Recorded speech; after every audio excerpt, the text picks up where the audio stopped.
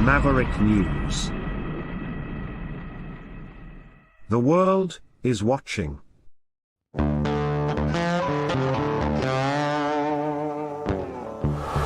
In a universe full of ideas, we draw lightness from the dark to a place where opposites attract.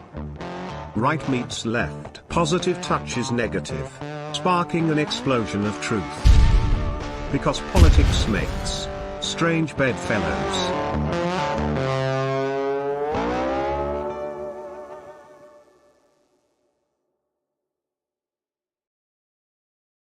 Jim DiEugenio is here tonight. We're going to take a deep dive into all this evidence that's presented in his new book.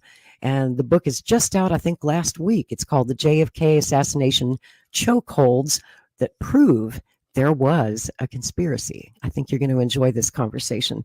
As you probably know, Jim collaborated with Oliver Stone on the documentary film JFK Revisited and JFK Destiny Betrayed.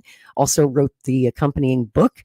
He's the author of, I guess, 5 books now about the assassinations of the 1960s, the Kennedy presidency, and the Cold War.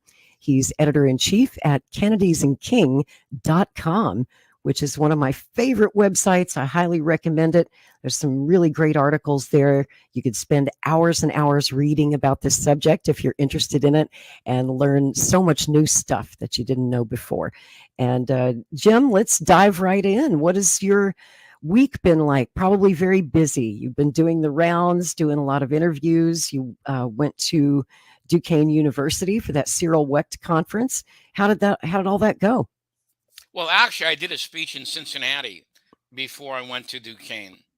All right. Cool. That was on, I think, November the 14th. I did a speech at the Mercantile Library there.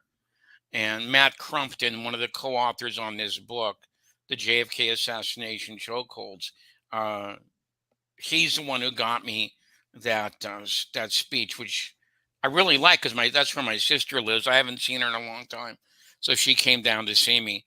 And then I did it was a very big conference in Pittsburgh at Duquesne University, which Cyril Wecht's son ran, Ben. Cyril's like 92 or 93 years old now. Yes, he but is. They had a lot of very good speakers there. Alec Baldwin was there one night. Rob Reiner came in by Zoom. All right. And John Newman was there. Jeff Morley was there. All right. And David Talbot came in. He was the last speaker. Great. All right. Among many, many. Doug Horn was there. He used to work for the ARB. Mm-hmm. All right. And so that was very interesting. You know, that was like 3 days or something. All right. And I've done numerous, so many more. I can't even count them. I was actually on Fox, if you can believe it.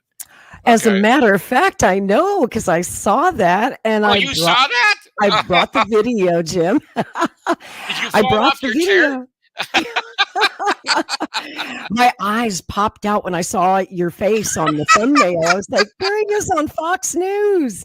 What's Jim doing on Fox? You've been on Fox a few times, right? I saw you on Jesse Waters before. There was, that I did one with Jesse Waters.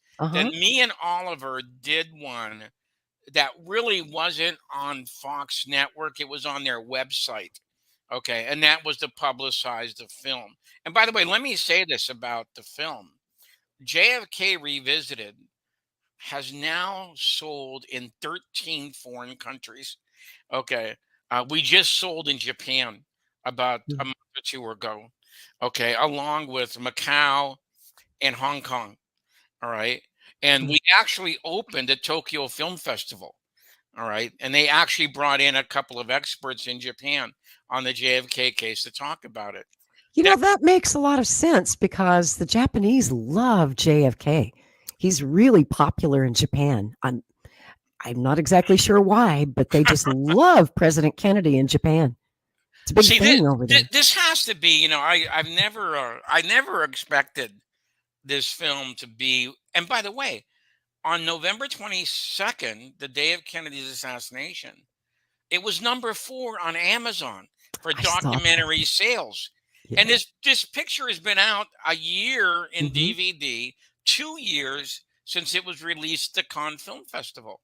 Yeah. For a documentary, that's really really impressive, I think. I think so too. But Yeah. I don't believe it when people try to say, "Oh, nobody cares about JFK anymore." I mean, if anything, this 60th anniversary shows you all Yes. around the world how much people really do care. And there's all these new documentaries out, and you've got that Rob Reiner podcast that's incredibly popular. I think that was trending at number one, number two last week on Apple and Well, all the major podcasting. he's done a lot of media. He's been on two A or lot. three. Yeah. Yeah, He yeah, was he's done a everywhere lot of last media. week. Yeah. See, Yeah, the thing is, what I like to note about this, at were you in Dallas at the 50th? I was. Yeah. Okay. See, we got blasted at the 50th anniversary. It was one of the most humiliating, one of the most Mm, sickening displays of Operation Mockingbird that I've ever yes. seen in my life. Okay, if Yes. you recall, and you probably do, but maybe your listeners don't know this, the powers that be in Dallas blocked off the whole Dealey Plaza area. You That's right. literally could not get in. They Mhm. put up horses. I don't mean actually horses, although there were guys on There horseback. were guys on horseback, Yeah, that's cops. right. Yeah, Yeah, but cops were there on were those horseback. carpentry sawhorses, and they Mhm. blocked off every entrance into Dealey Plaza. That's right. All right, and Oh, and to get in. only you could only get in if you submitted your name to Homeland Security. Right. Now I didn't submit my name because I knew they would never let me in. Okay, Oh, so and they didn't want just your name. They wanted everything about you. They wanted to know where you lived, where you worked, how you voted. I mean, yeah. I had to fill out one of those questionnaires to get Oh, media. you tried to get in? I tried to get a media pass. Did you get in? Um, I did, but Oh my God! I How didn't did? stay in because it sucked. It was terrible. It was Mhm. freezing cold. All they had was the Navy choir and some boring speeches. And I Mhm. knew that all the action and excitement was outside the gates on the streets of Dallas, where the real people were and the conspiracy theorists were, because they'd locked all you guys out, like Right. you and Robert Groden and all the usual people who hold, vigil on the grassy knoll every year since 1964. They closed the plaza to the general public. Only the elites could get in, and people who were willing to go through a thorough background check by the feds. And of course, nobody wanted to consent to that. Nobody I know. I didn't like it. I had to do it for my job, but I hated it. I was See, like, why? this time it was different, and I believe there's three major reasons: the Landis Mm, book, okay, mm-hmm, the documentary, What the Doctor Saw, it's which great. is on Paramount Plus right Really now, good. Really good. and Rob Reiner making all these visits to places like CNN and MSNBC, etc. So this time around, it's a little bit more even-handed than it Hmm. was at that humiliating experience. You know where I was watching that?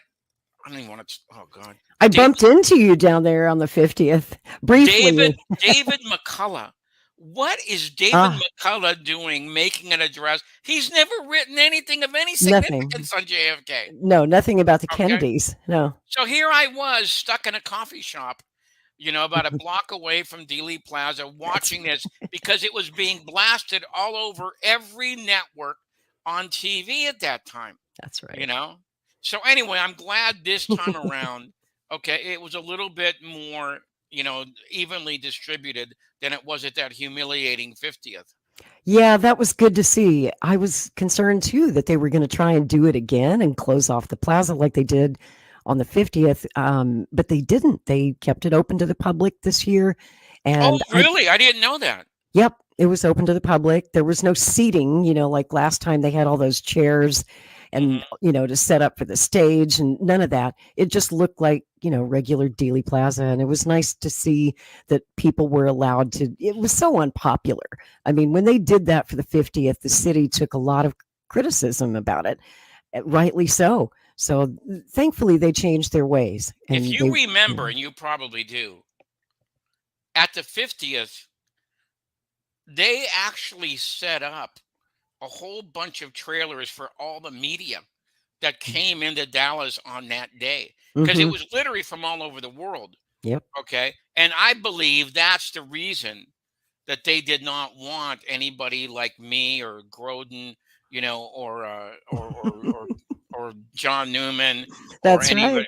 anybody No, like that. they didn't want you talking to the press. In Right. fact, Exactly right. I had to come find you guys specifically. I was writing a piece for Yahoo News, and I was, I'm a JFK conspiracy theorist, so I Mhm. wanted to go find you and Bob Groden, and I knew you guys were speaking at a couple of the conferences there, and I was just, trying to get quotes out of each of you, and I Mhm. got to accost you briefly, got a brief quote from you while I was freezing cold and had to dash to stay warm. It Uh-huh. was like a freak sleet storm for Dallas. Usually Dallas is warm in November.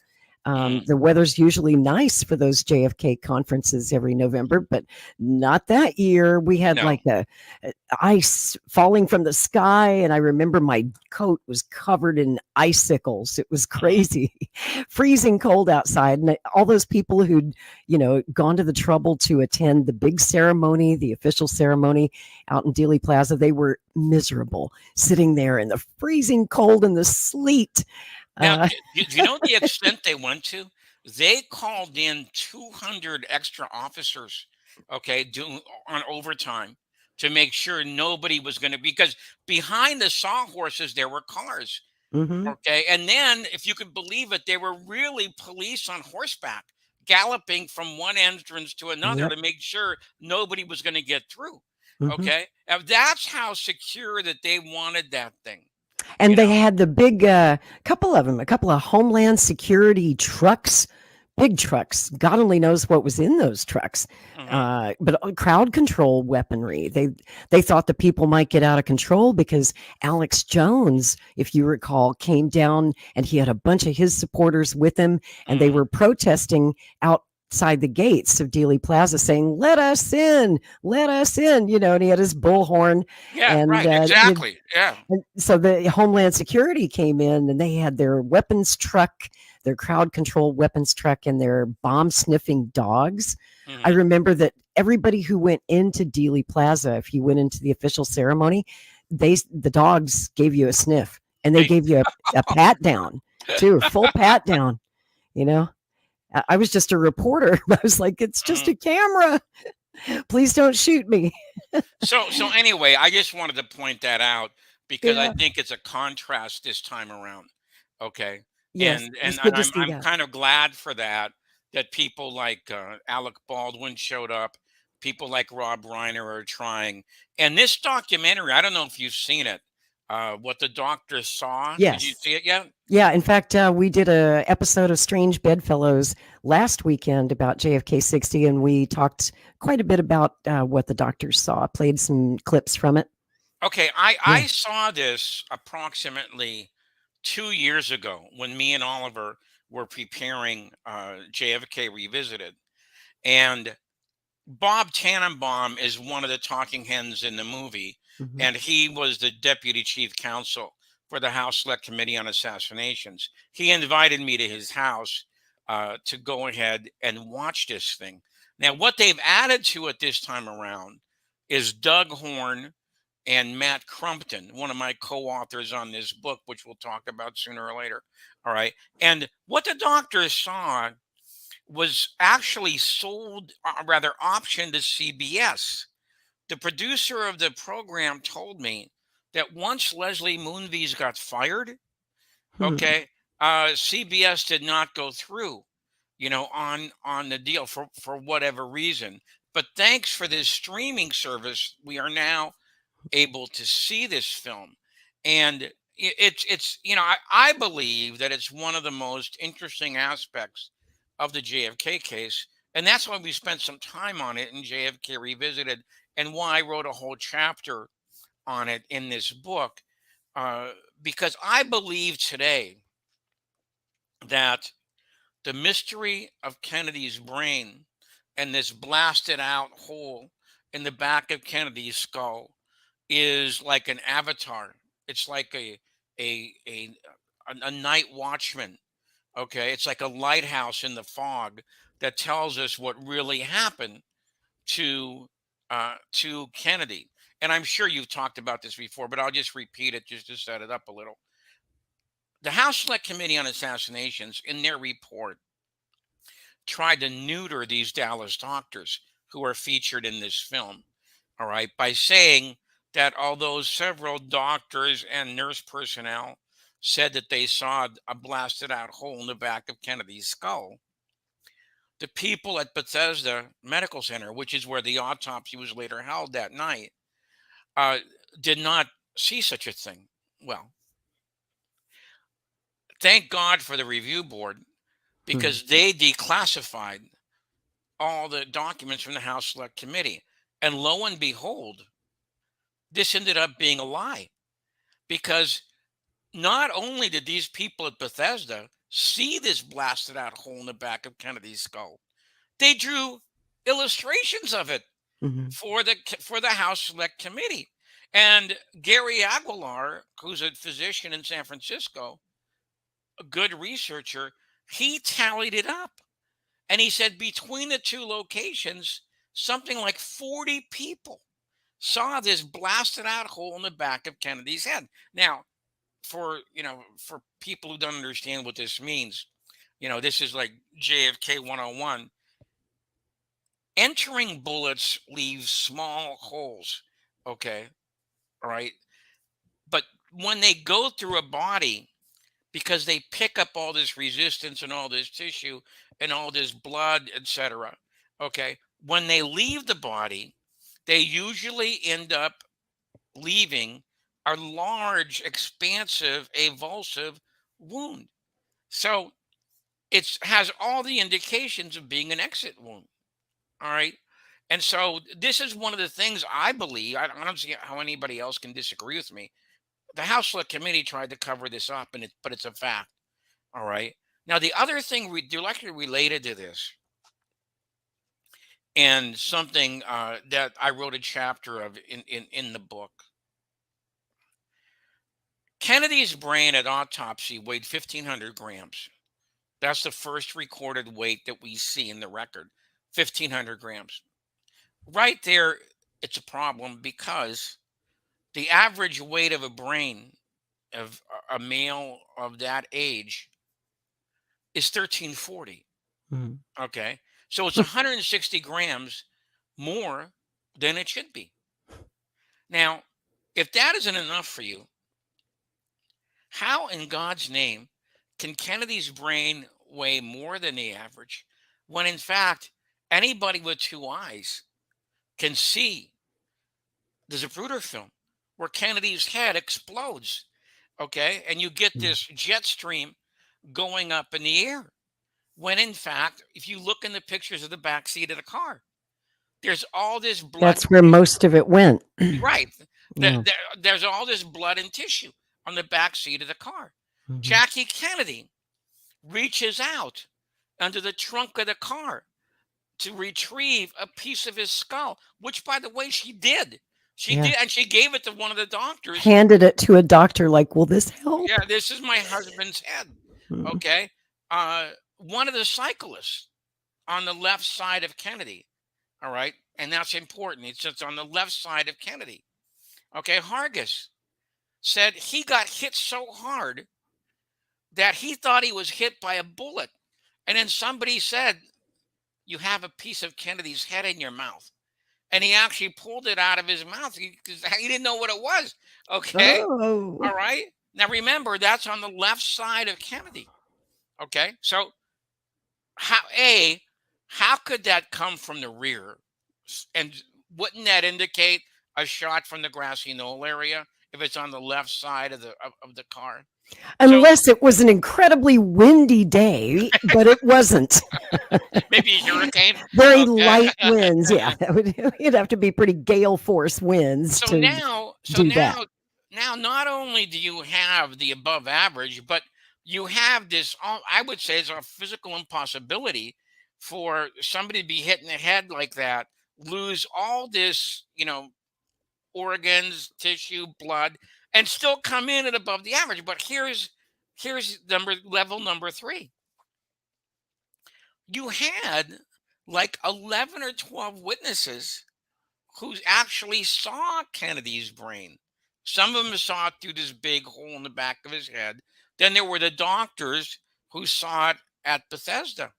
All right. And they all said there was a significant missing mass of Kennedy's brain. Like about 1/3 of it, was missing. All right. So if you have these kind of witnesses, that kind of visual evidence, and the fact of the matter that brain weight I just told you about, that wasn't recorded that night. Do you believe that? Yeah, That they was not waited some recorded. period of time to weigh the brain. Isn't that Right. right? Was it about a Yeah. month No. before It was about 2 weeks. two Okay, when weeks? when the supplementary autopsy came in, and Kennedy's brain was listed at 1,500 grams. Now, you want to hear something really funny? Michael Baden was supposed to be the chief of the pathology panel for the House Select Committee on Assassinations. Years later, there was a San Francisco channel, a station, that did a special on the JFK case. They confronted him with this fact that, look, Kennedy's the weight of his brain, he didn't know it. Do you believe Hmm, that? He did not. interesting. He was shocked when Hmm. he saw this thing. These are the kind of people we've had investigating this case. A very key piece of evidence that he wasn't aware of till years later. I So, was not aware of that difference in the weight until I saw JFK Revisited, your film with Oliver oh well, Stone, where thank you. you, yeah, I was unaware of that. I knew that Oh, there wait had a minute. been Wait a part of the minute. brain that went missing from the National Archives for Well, the years. I brain knew was about missing. that. That's true. Yeah. But let me add one other point. I almost forgot this. Thanks for reminding me. John Stringer was Hmm. the chief autopsy photographer. In fact, he was supposed to be officially the only autopsy photographer. And he was And a Navy. Was he Navy photographer? yes, Hmm. and thank God for the ARB, or we would have never found this out. They interviewed Doug Horn and Jeremy Gunn interviewed Stringer. They did a pre-interview outside the archive because they wanted to get his story down first. Okay. Then they brought him into the anteroom where the autopsy photographs were pinned up on an easel. When Stringer saw these pictures, according to Doug Horn, he got visibly upset. Okay, and he walked right up to the easel and looked at them very closely. And he said, "This is Ansco. Ansco is a brand of film. Okay, uh, I didn't use Ansco, and they had established this before. I used Kodak Ektachrome." And he says, "You see these numbers on the lower right corner here? That means this is part of a press pack. In other words, they're taken in series. All right, so they have a number on them, consecutive order. I didn't use a press pack. Okay, I use duplex folders. All right, and so Jeremy Gunn then asked him, "Are you ready to deny then that you took these pictures?" And Stringer said, "If that's Ansco and this is a press pack, I didn't take these pictures." Hmm. Okay, and so That's a problem. I mean, how many levels of evidence do you need? Okay. Because in a court Truly. of law, those pictures would never be admitted. Okay. Because in a court of law, Mhm. you have to have the guy who is supposedly responsible for taking the pictures. That's He right. has to say, "I took those I took pictures." those pictures. Right. Exactly.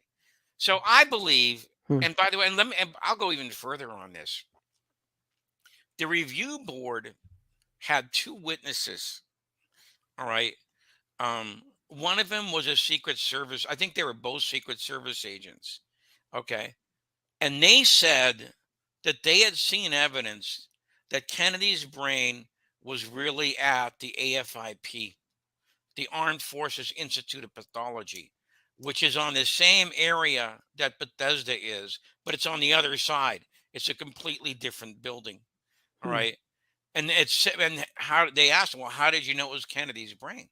Said because it said right on the vial, It's John F. labeled. Kennedy. John F. Kennedy. Wow. Yeah, yeah, yeah. So the mystery of Kennedy's brain is, Hmm. I believe, absolutely integral to this case today. You know, um, Gary Aguilar in the film, I asked him this question, why do you think they did that? And he said, well, one possibility is they did not want to reveal all the damage and the massive loss of weight to In the Kennedy's. back, in the Yes, back of the head, right. because that's Yeah, exactly what that would reveal, is that was an exit wound. yes. So that's why they probably, they because they were all. That's a teaching hospital. Hmm. They could have swiped it out very easily. Sure. With other specimens. That's the kind of depth of the subterfuge that this case has gone into. Well, It's almost there's so shocking. many, it is, and there's so many different stories about that. And the one that we heard the most, pretty much, from the time of the Warren Commission back in the 60s, was that, and Chief Justice Warren, I believe, said that Robert Kennedy, President Kennedy's brother, had specifically restricted those specimens from study because he didn't want the ghouls, I guess, people like us who ask questions about what happened. They didn't want us examining the president's brain. Um, what do you think about Whatever that? whatever brain Kennedy buried with his brother is not the real brain. Hmm, Okay. right. Bobby was not even in the autopsy room that night. Okay. So, and because he was getting his information from Berkeley, from Mhm. Admiral George Berkeley. That's right. Now, Berkeley, if you recall, and you probably do, in a 1964 interview that he did with the Kennedy Library, they asked him, what do you think of this, the Warren Commission thing? Where this Oswald guy pulled off 2 direct hits and 3 shots in 6 seconds. And he said, I'd rather not comment on that. All right. Then he signed the autopsy face sheet, which puts the back wound at what they call T3, which is about 5.5 inches below the neck. And if you can believe this, they erased his signature from the copy in the Warren report. He signed a death certificate. He signed a death certificate, which said the same thing, which is about 5 inches below. I've come to the Incredible. conclusion. Here's the best one. For the House Select Committee on Assassinations, he told the first chief counsel, Richard Sprague, who was a brilliant prosecutor, Mm. very experienced in homicide cases, very experienced in conspiracies also. He left a message with Richard Sprague saying that he would like to talk to the House Select Committee because he has some information they would probably be very interested in. All right. Well, guess what? He backtracked on that. Okay. And he never did a deposition for the House Select Committee on Assassinations. Now, here's the end of the story. When Jeremy Gunn and Doug Horn took over the medical investigation, Jeremy Gunn got in talked because Berkeley was dead by then. He got in contact with Berkeley's daughter and said, That's right. Yes. yeah, and I said, remember that. we would very much like to look at your father's files. Okay, because we're reinvestigating, we're trying to secure all the files on the JFK case. And she initially agreed to do it. And they were, oh, this is great. We'll set it up with the law firm, which is Illig in Erie, PA, my hometown. And they were all set to do it. She reversed field at the last minute. Mm. Okay. Now, I believe that George Berkeley knew a lot more than he was ever willing to say about anything. Okay. And when He we had have, to know. He had yes, to know. you know why? Because he was the only doctor who was at Parkland and at Bethesda. He was at both scenes, and he was more or less supervising the autopsy. Okay, at Bethesda, and we know what happened at Bethesda. You Hmm. know, they broke almost every rule of what's supposed to be a real autopsy because number one, and most people don't understand how important this is, but it's very important. And I'll explain why in a minute. They never dissected the back wound. What that means Right. is you clean out the wound, you get out all the flesh and the blood, etc. All right. So you can put a rod through to see where the bullet entered and exited. They Hmm. never did that. All That's right. right. They never did that. And we didn't know that till the trial of Clay Shaw, Hmm. where Pierre Fink finally testified. And the way that they explained that in the Warren report, right, as they're They telling us didn't. this, they really didn't. Yeah. But they tried to convince us that the That bullet there that was a hit him trajectory. in the back came out the throat and that the Really. throat was an exit wound. Isn't that right? Now, Lori, I ask you, if a bullet is coming in at a downward angle, okay, from a 6-story window, and it enters 5 inches below the collar, how on earth does it exit? How does it do that? you know? And why, if that was an exit wound, wasn't the front of his throat completely blown open? There would have been a huge wound, Right. and yet the It would have wound been in an the exit throat wound. was Yes. the size of your finger. So then the other thing is they never dissected the headshot. Okay. All right. See, now in this kind, if a guy dies of a gunshot wound to the brain, which is what happened here, okay, you're supposed to what they call section the brain off. Hmm. And there's two ways to do it. There's what they call a bread loaf style, like you're slicing a loaf of bread in series. And there's what they call the pie cut, which is you cut it like a pie diagonally. All right. And you do this in order to see the bullet path or paths, through the brain. Now, if you can believe this, and you're going to have to believe it because it's true. In the supplementary autopsy report, James Humes, who was the chief pathologist, said sectioning of the brain was not done in order to preserve the specimen. Now, if you remember what Cyril Weck said about this in Hmm. JFK Revisited, preserve the specimen for what? For Jacqueline Kennedy's mantelpiece to put it on a display in a museum? Preserve the brain for what reason? Okay, so For examination and analysis, one might think, which yeah, would, yeah. right. When I talked to Henry Lee, I did a pre-interview with Henry Lee for the film. I drove out to Malibu to meet him at this restaurant. And I asked him about this point. I said, if me and Oliver want to do a trajectory analysis, how should we do it? And he said, you can't in the JFK case. And I was kind of surprised by this. I go, you can't? He goes, you can't because neither wound was dissected. If a wound isn't dissected, you can't speak with any authority about the trajectory. It's more or less guesswork. It might be good guesswork, it might be bad guesswork, but you can't do it with any kind of certainty. All right. And so I thought about this. I said, well, this guy's certified to testify in 48 states in America and 42 countries overseas. All right. Then he's probably knows something about what he's talking about.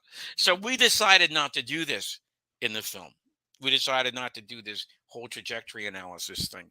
Yeah, well, But it sounded I like it would really have been want a to waste of hammer time and money. I really want to hammer home how important that is to your audience and the incredible reasons for not doing it. In the case of the brain, it's ridiculous to preserve the specimen. All right. And then at the trial of Clay Shaw, which I believe was in February of 69, Mhm. Pierre Fink, one of the pathologists, was asked this direct question. And he didn't want to answer. Garrison's assistant DA, Alvin Oser, had to ask this question 8 times. And then he turned to the judge because he was so frustrated, and he said, "Your Honor, can you please order the witness to answer the question?" And he said they were prevented from doing a dissection of the back wound by certain military brass that was in the room. All right. Now, Oliver Stone caught all kinds of Hades when he Mm. put that in his movie. Yes. He was attacked by the Journal of American Medical Association twice, but it's right there in the transcript of the trial. All right, that they were stopped from doing a dissection by some of the military brass. All right, and that is, I believe, one of the most Mm. incriminating things about this about this whole case. Indeed. Indeed. And there's so much, but the autopsy, and that's why what the doctors saw is such an important program. And I'm so glad they did it before all of these doctors pass away. We're losing so many key witnesses. And in my mind, Jim, there are probably no better witnesses than those doctors at Parkland Hospital. I think their input, their expertise is far more valuable than that of, say, someone like Mary Moorman or someone in Dealey Plaza that day, because they're not doctors. These guys actually examined the patient. And to my mind, they're definitely the most important witnesses that we have. I want to play this clip of you on Fox and Friends this week. And I thought it was hilarious, Jim, because Brian Kilmeade butchered your name. He was trying to. Everybody who saw that show says, "Jim, what did they do to your name?" Oh my God. And I said, "What's really strange about this is I pronounced my name right before we went on the air." And he's like, Jim DiEugenio. Today marks 60 years since JFK's assassination, and the public is still looking for answers. Recent revelations from a Secret Service agent on Kennedy's detail calls the magic bullet theory into question. Paul Landis says he found a bullet lodged into the seat of JFK's limo after he was shot. He then grabbed it to thwart souvenir hunters. After that, Landis says he placed the bullet next to Kennedy on the president's stretcher at the hospital. Now, this would contradict the Warren Commission, which said the bullet struck the president from behind and continued on to hit Texas Governor John Connally, begging the question, were there multiple shooters? John DiEugenio is the writer behind Oliver Stone's documentary JFK Revisited and contributed to the brand new book, The JFK Assassination, Chokeholds. He joins us now. First off, Jim, your thoughts about this new revelation, or is it new to you? Well, if Landis is correct, then, as the intro said, then that creates some very serious problems for the Warren Commission report, because it's very simply it's too many bullets. All right, the Warren Commission says that there were only 3 bullets fired from the 6th floor. This creates an extra bullet, and it strongly indicates that there is a second assassin, which is something that the Warren Commission did not countenance at all, because their magic bullet was found allegedly on Conley's gurney. Landis says he put this bullet, on Kennedy's gurney. So it can't be the same bullet. So this is very, very interesting, and again, like I said, the Warren Commission said four bullets in whatever they wanted it to be, 6 seconds, would strongly indicate that there was a second assassin.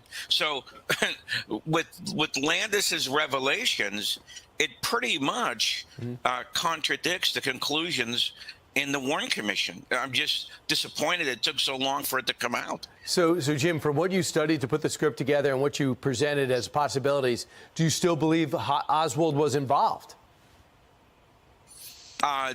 With this and the new evidence coming out from the film What the Doctor Saw, which is on cable now, I strongly disinclined to believe that Oswald was involved. Yeah. eyewitnesses there at the time, and I was looking back at some of the black and white stuff. It's all on YouTube. They were pointing towards what we now famously call the grassy knoll. So people say, well, that was just because of the way the sound bounced off buildings, it threw people off. Did you find that? Well, if you take a look at the films after the assassination, there's literally scores of people going towards the so-called grassy knoll, which would indicate that there is someone shooting from the front. All right. Now, as far as this whole echo correlation, that effect really doesn't exist in Dealey Plaza because it's an open-sided on the other side. All right. It's not completely surrounded by walls, which is what you would need if you wanted an echo kind of thing. Jim, thanks so much. Appreciate it. We'll continue to pursue this. 60 years later, still so many questions. Even RFK Jr. was on our couch where talking about his uncle's assassination. He's got huge questions, and he obviously is tuned into all of it. Thanks so much. Appreciate it, Jim. I'm Steve Doocy. I'm Brian Kilmeade. And I'm Ainsley Earhart. And click here to subscribe to the Fox News YouTube page to catch our hottest interviews and most compelling analysis. So Jim, what's his name? You know something? I didn't realize that he butchered my name. That it's not even close. Not even close. And he tried 3 times. He still failed. That's okay, great. wow.